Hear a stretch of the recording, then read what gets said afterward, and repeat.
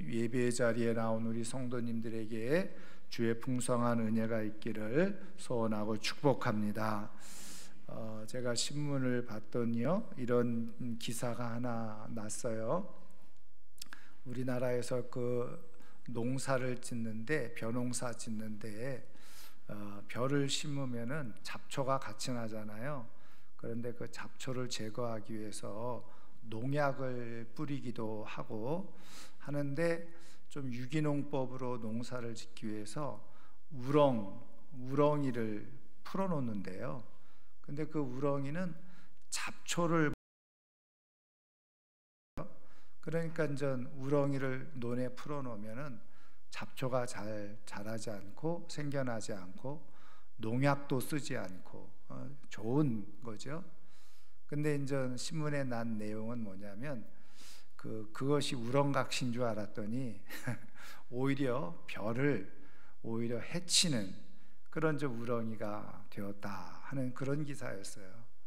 근데 왜 그러냐면요, 저는 이 우렁이가 조금 2년 3년 되면 굉장히 커지는데, 그런데 그렇게 커지게 되면 잡초를 먹지 않고 벼를 먹는다는 거예요. 근데 그 우렁이가 왜 그렇게 커지느냐? 원래 우렁이는요, 겨울에 영하 3도에서 6도 정도 내려가면 얼어 죽는답니다. 그래서 이제 봄에 새로 이제 우렁이를 풀어놓고 이렇게 해야 되는데, 날씨가 따뜻해지고 겨울에 온난화가 되어지니까 우렁이가 얼어 죽지 않는다는 거예요. 그래서 이 남쪽에 있는 논에서는 우렁이가 2년 3년 자꾸 크다 보니까 어린 우렁이는 잡초를 먹는데 큰 우렁이는 벼를 먹는다는 거예요. 그래서 거꾸로 우렁이를 통해서 벼 생산을 잘 하려고 했다가 거꾸로 벼 농사를 망치는 일이 있더라는 거죠. 제가 그것을 이렇게 보면서 죽을 때 죽어야지 안 죽고 계속 있으면 피해를 끼치는 일이 일어날 수가 있다. 우리가 신앙을 가지고 삶을 살 때도 마찬가지예요. 우리가 죽을 때 딱 죽어야지. 이제 제가 말하는 건 육체적인 죽음을 말하는 게 아닙니다. 이제 감정이나 마음이 내가 다 낮출 때 낮추고 이렇게 해야지 되는데, 계속 그냥 우리가 교만한 마음을 가지고 높은 마음을 가지고 그렇게 자꾸 살아가다 보면 결국은 유익을 끼치는 게 아니라 피해를 끼치는 인생이 될 수 있다는 거죠. 오늘 이 저녁에 나온 우리 사랑하는 성도님들은 성령의 은혜 가운데 정말 죽을 때 잘 죽어서 우리의 또 감정이나 생각이 잘 낮아져서 정말 하나님께서 이루시고자 하는 유익한 인생으로 살아갈 수 있는 우리 모두가 되기를 주의 이름으로 축원합니다. 자, 오늘 우리가 같이 말씀을 볼 내용은 성령님은 누구신가 세 번째 시간인데요. 자, 성령님은 어떤 분이십니까? 요한복음 3장 7절 8절 같이 읽겠습니다. 내가 네게 거듭나야 하겠다는 말을 놀랍게 여기지 말라. 바람이 임으로 불매 내가 그 소리는 들어도 어디서 와서 어디로 가는지 알지 못하나니 성령으로 난 사람도 다 그러하니라. 아멘. 여러분, 이 말씀은 예수님께서 니고데모, 밤에 몰래 찾아와서 예수님을 상담했던 사람이 니고데모잖아요. 근데 이 니고데모가 왜 밤에 몰래 찾아왔어요? 니고데모는 산헤드린 의회 회원이었잖아요. 그러니까 오늘날 우리식으로 말하면 국회의원이었어요. 그 당시에 유대 사회에서 사회적 지위, 경제적 지위, 이것이 있는 그런 사람이었죠. 그런 사람이 예수님을 찾아온다. 우리야 뭐 예수님이 메시아이시고 구원자이니까 세상에 아무리 높은 사람이라도 예수님 찾아와서 예수님의 말씀을 듣고 뭐 상담하는 것 지극히 당연하다라고 생각할 수 있겠지만, 여러분, 예수님 당시에 예수님의 신분이나 지위는 사실은 사람들이 그렇게 인정할 만한 그런 자리가 아니었잖아요. 그러니까는 전 바리새인으로서 또 율법을 충실하게 따르는 입장에서 또 사회적으로 경제적으로 세상에서 높은 위치에 있는 이 니고데모가 이 한낱 그냥 이 젊은 이 남자를 찾아온다는 게 사실 쉬운 일이 아니었죠. 그러니까 밤에 몰래 찾아온 거예요. 그랬을 때 이제 이 니고데모와의 대화 속에서 사람이 거듭나야 된다. 그랬더니 니고데모가 그게 무슨 말인지 몰라서 거듭난다는 게 무슨 말이냐, 사람이 다시 뱃속에 들어갔다 나와야 된다는 거냐. 그랬을 때 예수님께서 거듭난다는 것이 무엇인지를 설명해 준 말씀이 오늘 지금 이 말씀이잖아요. 그러면서 예수님께서 이 거듭난다는 것에 대해서 비유적으로 표현해 주고 있는 말씀이 뭐냐, 바람을 비유로 들어서 말씀해 주셨다는 거예요. 그래서 바람이 임으로 불매, 그러니까 바람이 뭐 자기 마음대로 막 불잖아요. 그런데 어디서 오는지 가는지 바람을 알지 못해요. 소리는 윙윙 소리 나니까 소리는 들어서 아는데 성령으로 난 사람도 그러하다. 이게 무슨 얘기입니까? 바람은 눈에 보이지 않는다는 거죠. 그런데 눈에 보이진 않지만 바람이 불고 있다는 것은 알 수 있다는 거죠. 그렇죠. 성령으로 난 사람도 그러하다는 거예요. 이게 성령으로 거듭났는지 안 났는지는 표면적으로는 잘 나타나지는 않을 수 있지만, 그러나 바람으로 인해서 나타나는 그런 영향, 그거는 우리가 감지하고 느끼고 볼 수 있고 알 수 있듯이 성령으로 거듭난 것도 성령으로 말미암아서 나타나는 현상이 있다는 거예요. 그것을 가지고 거듭났다는 것을 알 수 있다. 예수님께서 그것을 지금 말씀해 주고 있는 거죠. 자, 그런 의미에서 성령님은 어떤 분이시냐? 성령님은 영이세요. 우리 눈으로 보이지 않아요. 그런데 성령이 역사하는 곳에서는 그 현상과 증거들이 반드시 나타난다는 거예요. 성령님이 우리 눈에 보이지 않지만 성령이 역사하시는, 임재하시는 곳에서는 어떤 모양으로든지 어떤 현상으로든지 그 증거가 나타난다. 그것을 지금 말씀해 주고 있는 거죠. 그래서 성령님은 어떤 분이시냐? 성령님은 영이시지만 성령님이 역사하는 곳에는 반드시 증거를 나타내시는 그런 분이시다. 자, 그래서 오늘 우리가 이제 볼 내용은 뭐냐면 성령이 임하시는 현상들이 있다는 거죠. 그래서 성경에는 성령님의 다양한 상징들을 표현해 주고 있는데, 그 성령님을 상징해 주는 다양한 표현들이 뭐냐? 성령님으로 말미암아 나타나는 현상들을 얘기할 수도 있고요. 그것이 바로 성령 안에 담겨져 있는 성령의 속성을 표현해 주고 있는 말씀이라는 것입니다. 자, 그러면 성경에 성령을 상징하고 있는 말들이 어떤 것이냐? 다시 말하면 성령님의 속성이 어떤 것이느냐? 또 성령님이 임하시게 되어질 때 어떤 현상들이 일어나느냐? 성경이 기록된 내용을 찾아보면, 자, 1번 보겠습니다. 에스겔서 37장 5절, 오늘 우리가 읽은 말씀이죠. 같이 읽습니다.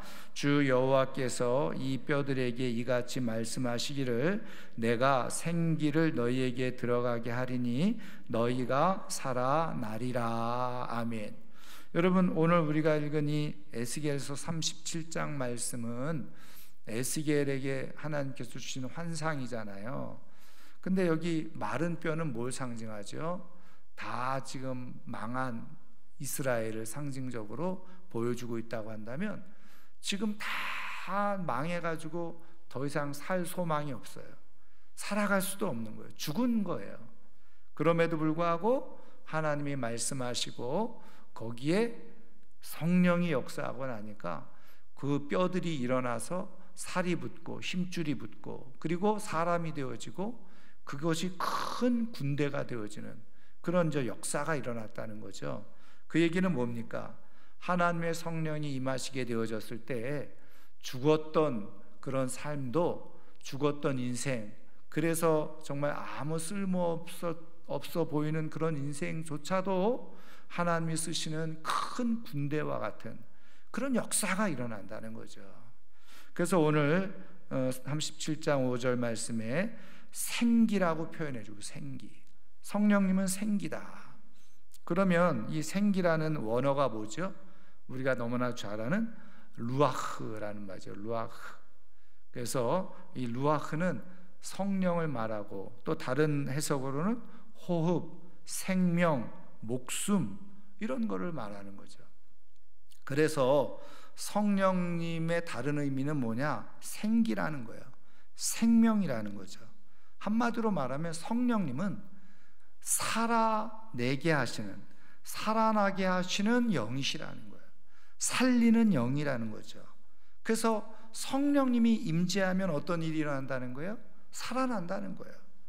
우리 죽었던, 의기소침했던, 그리고 의욕이 뚝 떨어졌던 마음들이 성령님이 임하면 의욕이 막 생기나는, 그냥 쭉 늘어져서 삶에 의욕이 없던 사람이 성령이 임하면 막 삶의 의욕을 갖게 되고 활력을 느끼게 되고, 그리고 무엇인가 해보려고 하는 그런 마음가짐이 생겨난다는 거예요. 여러분, 성령님이 임하시면 활력이 있는, 그리고 생명력이 있는 역사가 일어나는 줄 믿으시기를 주님의 이름으로 축원합니다. 여러분, 그런 의미에서 우리가 신앙생활하면서 성령이 충만한 사람과 성령이 충만하지 않은 사람 구분할 수 있죠. 성령이 충만한 사람은 어떤 사람이에요? 의욕적이고 도전적이고 해보자, 할 수 있다, 그러면서 막 그냥 생기가 넘치는 거예요. 그런데 성령이 충만하지 않는다, 그러면 쭉 늘어져서 계속 부정적인 말을 하는 거죠. 지금 이 시점에, 이 상황에, 이 형편에, 이 처지에 한다고 되겠어? 해봤자 별 수 있겠어? 이런 상황에는 안 돼. 그러고서 그냥 의욕이 뚝 떨어져요.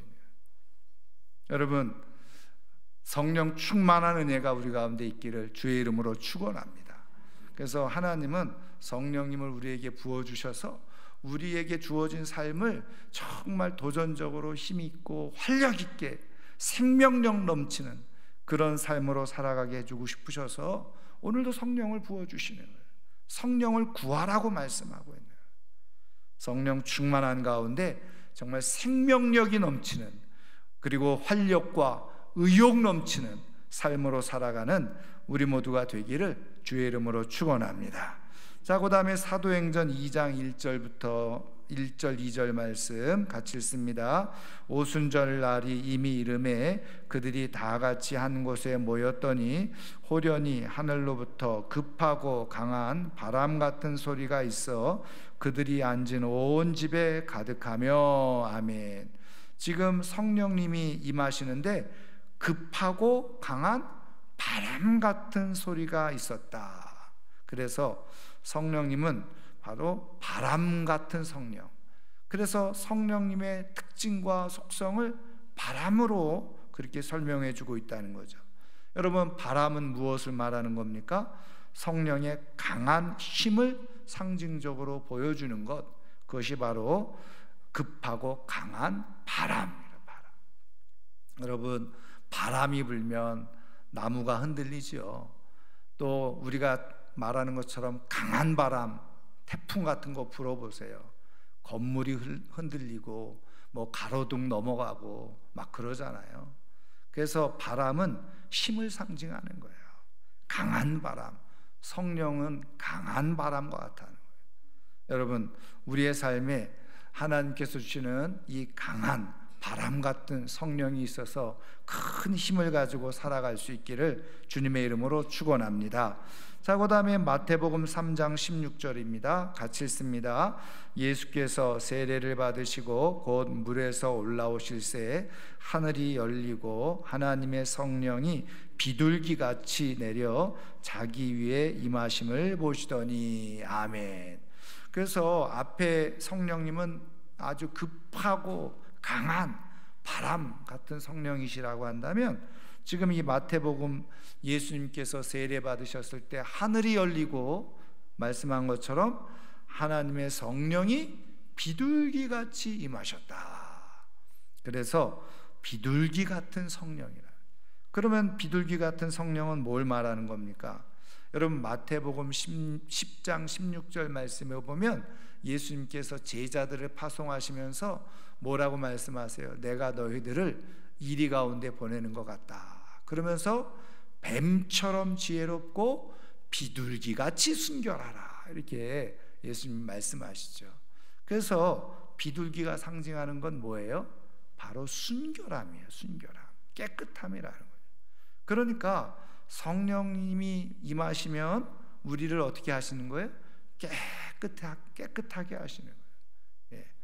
그런데 비둘기의 또 다른 상징이 있죠. 우리가 잘 아는 것처럼 평화죠. 평화. 그래서 여기 비둘기 같은 성령이 오신다는 것은 바로 내 마음 가운데 요동이 사라지고, 그리고 질풍 같은 그런 마음이 사라지고 평화로운 마음을 갖게 되어진다는 거예요.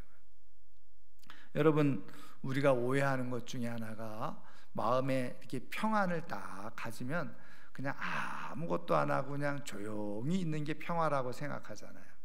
그런데 성경에서 말씀하는 이 평안, 성령님을 통해서 주시는 이 평안, 그거를 히브리어로 뭐라 그러죠? 샬롬이라고 그러잖아요. 근데 이 성경적 샬롬, 성령으로 말미암아서 주시는 이 평안은 그냥 아무것도 안 하고 고요하고 조용한 상태를 말하는 게 아닙니다. 그 얘기는 뭐냐면 이 성경에서 말씀하는 성령으로 말미암아 주시는 샬롬, 평안은 뭐냐면 막 세상이 시끄러워요. 요란해요. 그래서 사람들은 그냥 마음이 두 갈래 세 갈래로 막 흩어져서 어찌할 바를 모르고 마음이 막 요동치고 흔들리고 어떻게 해야 돼? 그냥 주저주저 하면서 말이죠. 막 그런 상태. 그런 상황 속에서 성령이 임하시면 어떻게 되느냐? 마음이 어떻게 해요? 세상이 막 요동하는 대로 발 동동 거리면서 우리 어떻게 살아야 돼? 막 그런 것이 아니라 오히려 침착해지는 거예요. 마음이 온유해지는 거예요. 그러면서 담대함을 갖는 거죠. 세상은 아무리 시끄러워도, 그래서 오히려 뭐라고 표현하냐? 정신이 바싹 드는 거죠. 성령이 임하시면요, 정신이 바싹 들어서 사람들은 막 그냥 아우성치면서 어떻게 해야 되나 발 동동 구르면서 막 그럴 때 성령님이 임하시면 평안이 딱 찾아오는데, 평안이 오면 어떻게 돼요? 바로 정신이 번쩍 드는 거예요. 그래서 성령님이 인도하시는 안정감을 가지고 일을 다 순조롭게 풀어나가는 거예요. 그게 바로 성경에서 말씀하는 샬롬의 능력인 거예요. 여러분, 성령님은 오늘 세상이 이렇게 요란해서 어떻게 살아야 되나 다 아우성치고 우왕좌왕하고 갈 바를 알지 못할 때 성령님으로 말미암아서 마음의 평안을 주시고 정말 정신을 번쩍 나게 하셔서 바르게 우리의 삶을 반듯하게 침착하게 살아가게 하시는 분이 바로 성령인 줄 믿으시기를 주님의 이름으로 축원합니다. 그래서 여러분, 창세기 1장도 읽어보시면 어떤 일이 일어납니까? 창세기 1장 1절 다 아시죠? 태초에 하나님이 천지를 창조하시니라. 그리고서 그 다음에 땅이 혼돈하고 공허하며, 그렇죠? 근데 그때 땅이 혼돈 속에 있었다는 거예요. 카오스, 혼돈 속에 있어요. 무질서 속에 있었다는 거죠. 그리고 흑암이 가득했었다는 거예요. 그런데 거기에 하나님의 영이 운행하시더라. 그리고 나서 어떤 일이 일어나요? 하나님이 말씀하시니 빛이 있으라 하고 빛이 있고, 그러면서 이 우주가 이 자연의 모든 그 상태가 혼돈 속에 있다가 흑암 속에 있다가 정확하게 자연이 질서 있게 모든 것들이 만들어지고 세워지는 역사가 일어나죠. 여러분, 성령이 우리 가운데 임재하잖아요. 그러면 정신이 막 혼란해. 어떻게 해야 될지 모르다가 성령이 제대로 충만하게 임하잖아요. 마음이 착 침착해지면서, 그리고서 일의 순서를 그때부터 성령께서 깨닫게 해주시는 대로 일의 질서와 순서를 가지고 일을 하게 돼요. 그러니까 여러분, 사업을 하든지 공부를 하든지 성령의 은혜가 있으면 정신 똑바로 차리고 질서 있게 우선순위를 가지고 삶을 잘 살아가는 역사가 일어나요. 여러분, 우리가 다 이러한 성령의 은혜가 있어서 비둘기 같은 성령으로 말미암아서 이렇게 분주하고, 그리고 막 우왕좌왕하고 그냥 어수선한 세상 속에서 평안을 가지고 침착하게 세상을 이기며 살아갈 수 있는 하나님의 사람들 되기를 주의 이름으로 축원합니다. 자, 그 다음에 누가복음 네 번째죠. 24장 49절 같이 읽습니다. 볼지어다 내가 내 아버지께서 약속하신 것을 너희에게 보내리니 너희는 위로부터 능력으로 입혀질 때까지 이 성에 머물라 하시니라. 아멘. 부활하신 예수님께서 승천하시기 전에 이제 사랑하는 제자들을 불러 모아놓고 말씀하신 내용이죠. 내가 아버지께서 약속하신 것을 너희에게 보내리니, 그게 뭐예요? 하나님의 영이신 성령의 기름 부으심이잖아요. 너희는 위로부터 능력으로 뭐예요? 입혀질 때까지 이 성에 머물러 있으라. 예루살렘에 머물러 있으라는 거예요. 근데 여기서 능력으로 입혀질 때까지, 입혀진다는 말을 썼어요. 그러니까 여러분, 이 입혀진다, 그럴 때 뭐를 입어요? 우리가 뭐를 입습니까? 뭐를 입는다고 그래요? 옷을 입잖아요, 옷. 그래서 여기서 누가복음에서 말씀하고 계시는 성령님은 뭘 상징하느냐? 우리의 옷을 상징한다. 두루마기죠, 두루마기. 여러분, 두루마리는 뭔지 아시죠? 두루마리는 이렇게 둘둘둘둘 말아서, 예전에 성경을 다 그렇게 썼으니까, 그래서 두루마리죠. 끝에 글자가 하나 다른데, 두루마기는 뭐예요? 우리가 한복 같은 거 입으면 겉옷, 그죠? 긴 겉옷을 두루마기 이렇게 말하잖아요. 위아래 같이 입는 것. 그래서 성령님은 바로 옷과 같은 분이시다. 두루마기와 같은 분이시다. 여러분, 그래서 여기 성령으로 입혀진다는 건 뭐예요? 성령님이 우리가 마치 옷을 입듯이 입을 입는. 그런데 이 옷이 어떤 옷일까요? 이 옷은 바로 에베소서에서 말씀해 주고 계시는 전신갑주. 전신갑주가 뭔지 아시죠? 우리가 전쟁에 나갈 때 그 군인들이 그 당시에 가지고 있었던 복장, 그게 전신갑주 아니에요. 그래서 구원의 투구로부터 의의 흉배, 뭐 진리의 허리띠, 뭐 창 들고 믿음의 방패, 그렇죠? 그게 바로 전신갑주예요. 그러니까 성령으로 우리에게 옷을 입혀주시는데, 그 성령의 옷은 어떤 옷일까요? 완전 무장. 그래서 우리가 어떤 상황에서도 넉넉히 이기고 우리를 보호해 주는 거라는. 여러분, 성령님은 우리에게 무장을 시키셔서 우리가 어떤 전쟁에 나가서도 상하지 아니하고 승리할 수 있도록 도우시는 분이 우리 성령 하나님이신 줄 믿으시기를 주님의 이름으로 축원합니다. 그래서 우리는 기도할 때 성령님 충만하게 해주옵소서. 성령의 충만함이 임하게 되어지면 우리가 영적으로 무장이 되어지는 거예요. 여러분, 영적으로 무장되어지면 어떻게 될까요? 사단 마귀가 그냥 악한 공격을 끊임없이 불화살을 쏘아도 우리가 다 무장을 하고 있으니까 하나도 그게 영향을 끼치지 않아요. 그러니까 다른 사람이 독한 말을 하고 나쁜 말을 하고 뭐 시비를 걸어도 그게 내 마음과 영혼의 상태에 피해를 주지 않는다는 거예요. 상하지 않는다는 거예요. 왜요? 하나님의 전신갑주, 성령으로 완전히 무장되어서 입고 있으니까 아무리 악한 불화살을 쏴도 내가 안전해요. 마음이 상하지 않아. 별로 기분 나쁘지 않은 거예요.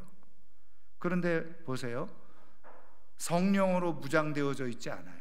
그걸 뭐라 그래요? 무장해제. 그래가지고 막 사단이, 악한 영이 말이죠, 사람들을 통해서 불화살을 계속 쏘는데 온몸으로 불화살을 막는 거예요. 그럼 어떻게 될까요? 끊임없이 상처받는 영혼이 되죠. 그래서 이런 분들이 주로 잘 사용하는 말이 뭘까요? 상처받았어. 교회 가서 누구 때문에 상처받았어. 집에서 남편 때문에, 아내 때문에 상처받았어. 계속 상처받았다는 얘기합니다. 왜? 성령으로 무장된 적이 없거든요. 그래서 다른 사람들의 나쁜 말, 행동이 그대로 내 영혼과 마음에 상처를 그대로 남기거든요. 여러분, 그러면 살아갈 수 있겠어요? 못 살아가죠. 그래서 하나님은 성령님으로 우리가 덧입어야 된다, 성령으로 입혀지기를 기도해요. 예수님이 마지막으로 승천하시면서 성령으로 덧입혀질 때까지 이 성에 머물러서 기다려라, 그렇게 말씀해요. 왜? 그래야지 예수님이 승천하시고 나서 제자들이 끊임없이 이제 그냥 많은 사람들이 공격해 올 텐데 그걸 다 막아낼 수 있는 능력은 성령으로 가능하기 때문에, 여러분 오늘 이 밤에도 하나님 성령으로 덧입혀 주시옵소서, 성령으로 입혀 주옵소서 기도함으로 말미암아서 상처받지 아니하고 누가 뭐라고 하더라도 내 인생을 하나님께 붙들림 바 되어져서 담대하게 살아갈 수 있는 하나님의 사람들 되기를 주님의 이름으로 축원합니다. 그래서 성령으로 충만한 사람들은 어떻게 해요? 야, 쏠려면 쏴라. 그래서 그냥 막 불화살이 쏟아지잖아요. 그럴 때 어떻게 합니까? 불화살을 딱 손에 잡고서 딱 꺾으면서 이쑤시개로 쓰면서 얼마나 멋집니까? 그렇지 않아요? 나한테 아무리 상처 주는 말을 해도 나는 그따위 말에 상처받지 않는다, 그러고서 삶을 살아가는 거예요. 여러분, 그런 능력이 있기를 주의 이름으로 축원합니다. 자, 그 다음에 에스겔서 47장 1절 2절 같이 읽습니다. 그가 나를 데리고 성전문에 이르시니 성전의 앞면이 동쪽을 향하였는데 그 문지방 밑에서 물이 나와 동쪽으로 흐르다가 성전 오른쪽 제단 남쪽으로 흘러내리더라. 그가 또 나를 데리고 북문으로 나가서 바깥길로 꺾여 동쪽을 향한 바깥문에 이르시기로 본즉 물이 그 오른쪽에서 스며 나오더라. 아멘. 여러분, 우리가 에스겔서에서 가장 중요한 두 가지 환상이 다 나왔는데, 하나는 37장 마른 뼈가 다시 살아나는 환상이죠. 그 다음에 에스겔서 47장 외우기도 쉬워요. 37장 47장 47장에서는 이제 성전에, 그 앞에 내용이 뭡니까? 제3의 성전이 다시 세워지는 것을 환상 중에 보여주시고 말씀해 주시죠. 그 예루살렘 성전, 무너졌던 성전이 다시 다 완성되고 나니까 그 성전으로부터 동쪽 문에서부터 물이 스며 나오는데, 그 물이 쭉 스며 나오는 걸 따라서 가서 제라, 그러니까 발목, 그 다음에 무릎에 오고 허리에 오고, 그 다음에는 어떻게 해요? 헤엄칠 만큼 큰 물이 되어져서 강물이 되어져서 흘러가는데, 그 강물 옆에는 죽었던 나무들이 다 살아나고 열매들이 일어나고 어부들이 나와서 그냥 막 물고기 잡고 말이죠. 그래서 엄청난 모든 것을 살리는 강물이 된다는 거잖아요. 근데 거기 여러분 성경을 가만히 읽어보면 진펄이 있다는 거예요. 진펄. 근데 그 진펄에는 뭐예요? 강물이 들어가지 않아요. 진펄이 있어요. 뻘이 있다는 거예요. 뻘. 그래서 여전히 그렇게 도도하게 성령의 강물이 흐르는데도 죽어있는 곳이 있더라는 거죠. 성령의 강물이 흘러갈 때 그 강물을 흡수하지 못한 곳은 죽은 곳이 돼요. 여러분, 교회 안에서도 마찬가지예요. 다 성령 충만해서 막 좋아가지고 예배하고 그냥 봉사하고 헌신하는데 진펄 같은 사람이 있잖아요. 뻘 같은 사람.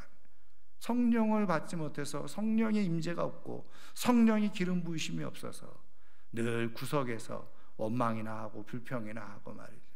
그런 사람들이 있잖아요. 성경이 얼마나 정확하게 분명하게 말씀하십니다. 그래서 오늘 에스겔서 말씀은 뭐예요?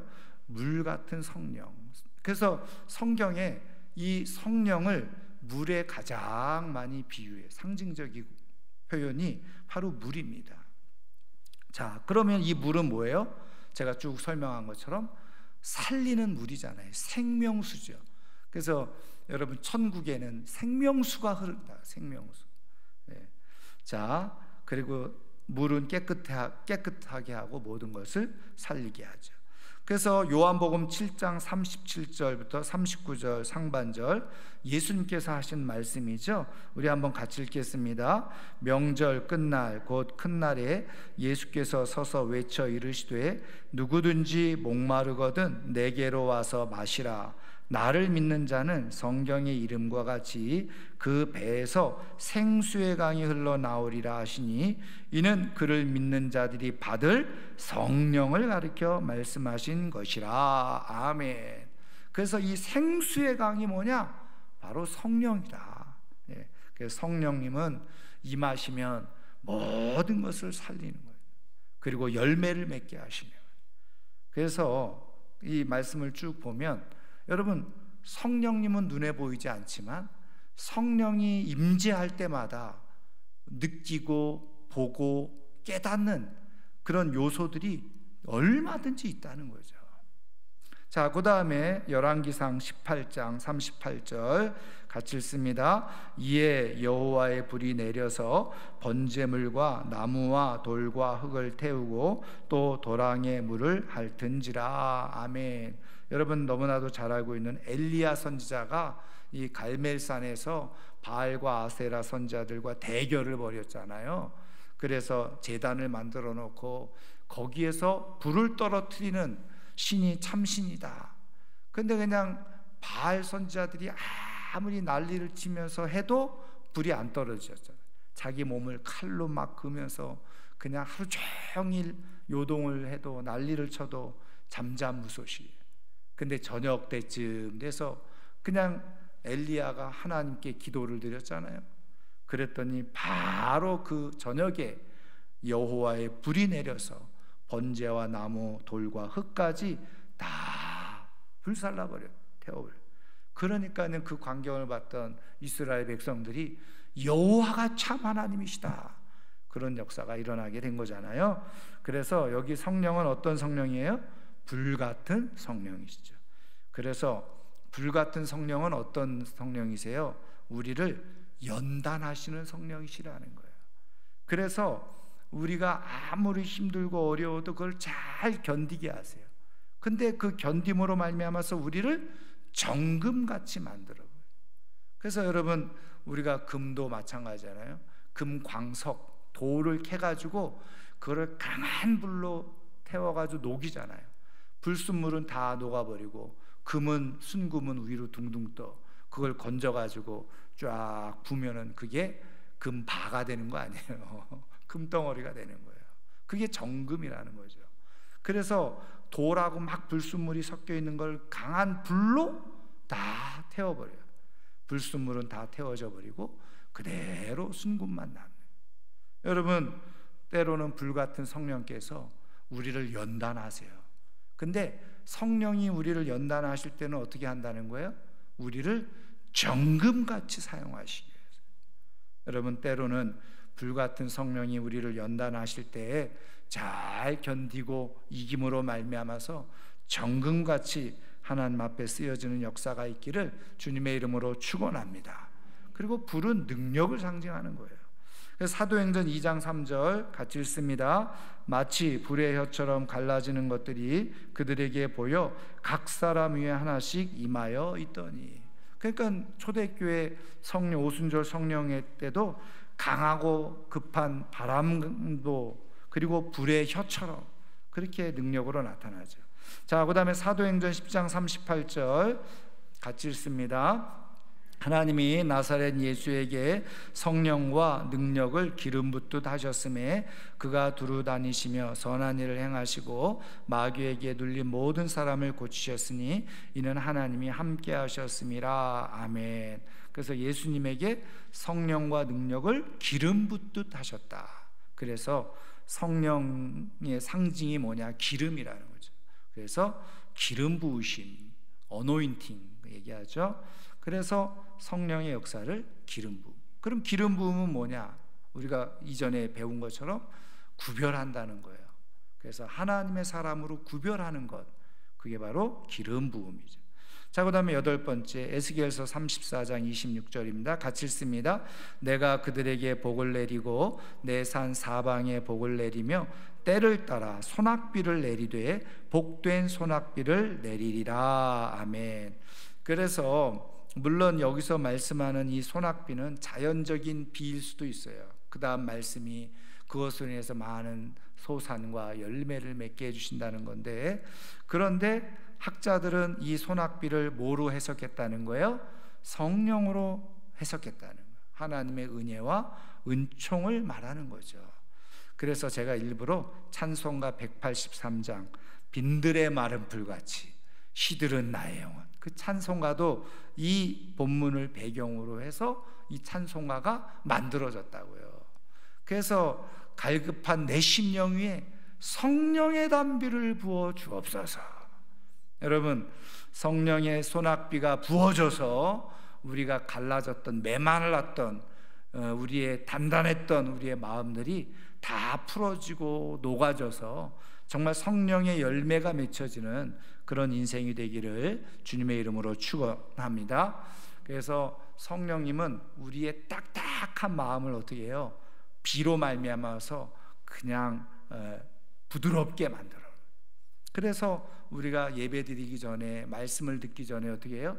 성령의 은혜, 성령의 소낙비의 은혜를 주세요. 그러면 어떻게 해요?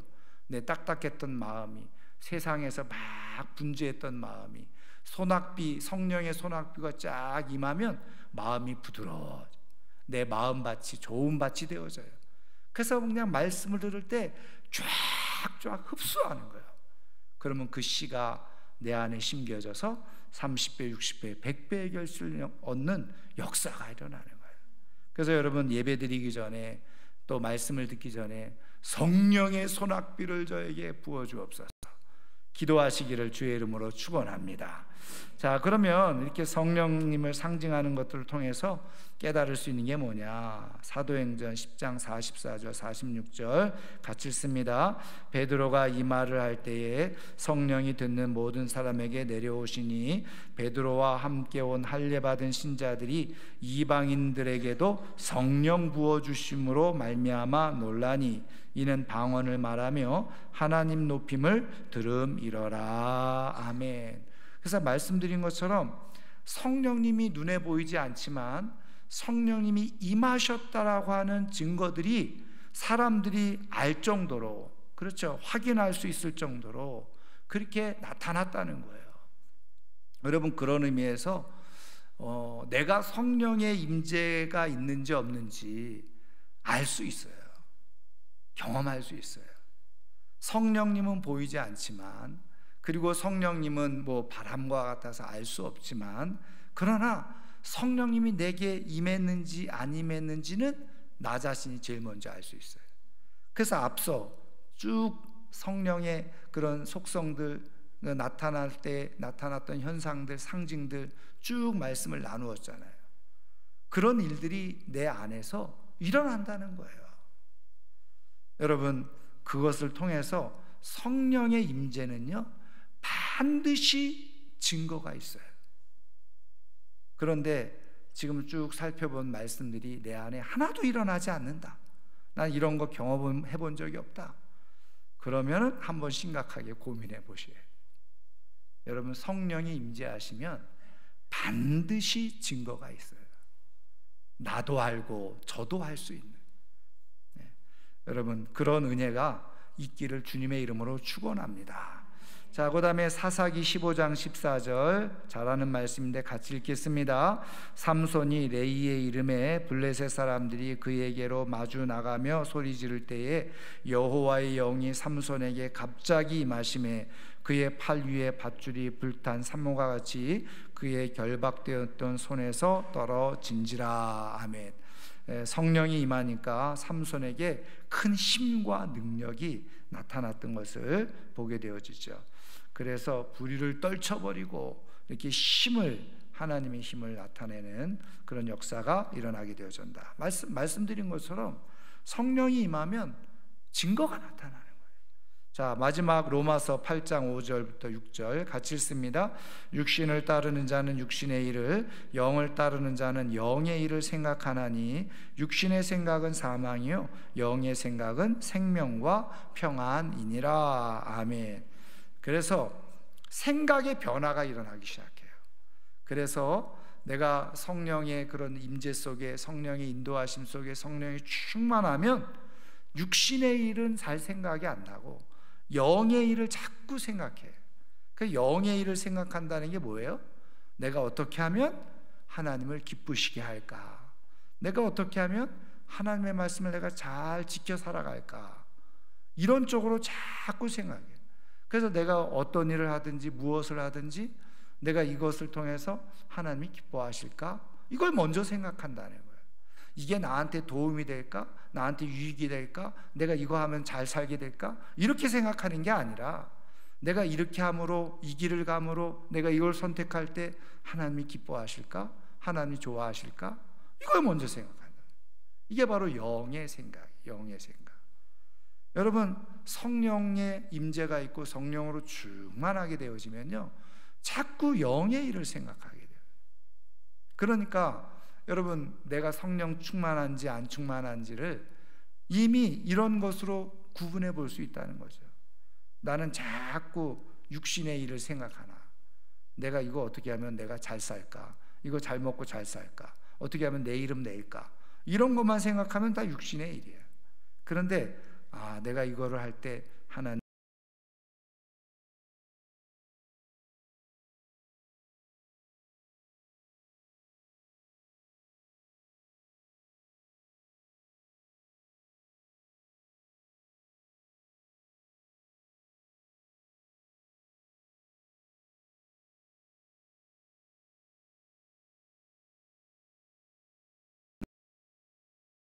증거들이 있다는 거예요. 그거를 아시라는 거예요. 그래서 내가 정말 성령이 임재가 내 안에 있구나. 그래서 여러분, 우리가 예전에 알파, 인카운터 이런 거 수양에 갔다 오면 간증하시는 내용들이 뭐예요? 성령을 경험하고 났더니 그냥 전에는 성경이 그냥 수면제였는데, 그렇죠? 근데 어느 날부터 성경을 읽으니까 막 눈이 그냥 밝아지고 성경이 이해가 되어지고 말씀이 속속 귀에 들어오게 되어지고. 왜요? 앞서 말씀드린 것처럼 성령의 소낙비가 부어졌잖아요. 그러니까 내가 아주 딱딱하고 그냥 이 드라이한 마음이 쫙쫙 갈라졌던 마음이 그냥 성령으로 쫙 부드러워지니까 그냥 말씀이 깨달아지고 은혜가 되어져요. 여러분, 지식이 많아서 성경을 이해하고 학벌이 좋고 많이 배워서 내가 말씀을 깨닫고 믿어지고 이해하는 게 절대로 아니에요. 여러분, 하나님의 말씀은요 공부를 안 해도 믿어지고 깨달아지고 들려지는 은혜가 있는 것이 하나님의 말씀인 줄 믿습니다. 왜요? 성령의 역사니까. 그래서 제가 이제 우리 교회에서 계속 온세대 예배 하잖아요. 온세대 예배. 여러분, 지금 한국 교회가 반성하고 있는 것 중에 하나, 또 세계 교회가 반성하고 있는 것 중에 하나가 뭔지 아세요?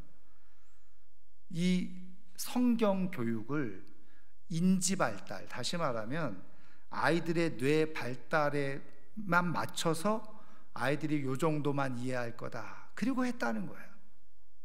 근데 유대인들은 우리가 너무나도 잘 아는 것처럼 갓난아이나 할아버지나 같이 예배를 드려. 랍비를 통해서 같이 말씀을 들어. 그럼 얘네들이 뭘 깨닫고 우리식으로 말하면 뭘 이해하겠어요? 그런데 이거는 영의 일이라는 거예요. 성령이 하시는 일이야. 하나님이 하시는 일이야.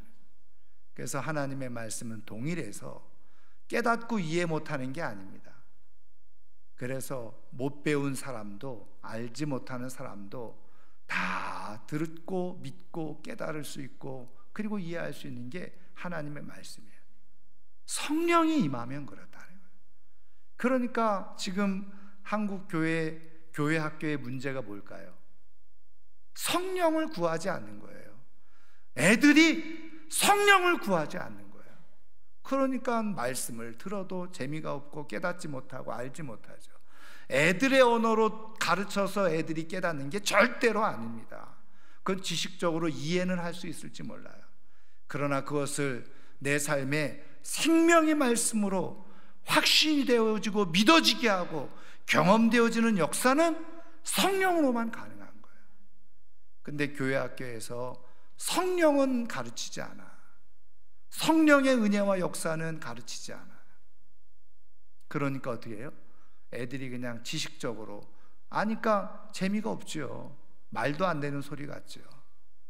여러분, 어리다고 해서 안 믿는 게 아니라, 어리다고 해서 귀가 안 열리는 게 아니라 성령이 없어서 못 듣는 거예요. 여러분, 성령으로 충만한 우리 자녀들을 위해서, 우리 교회 학교를 위해서 기도할 때 우리 교회 학교 아이들이 다른 어떤 것보다도 성령으로 충만한 은혜가 있기를 기도하기를 주님의 이름으로 축원합니다. 그래야지 하나님을 알 수 있고, 그래야지 말씀이 들려질 수 있고, 그래야지 성령의 역사를 경험할 수 있어요.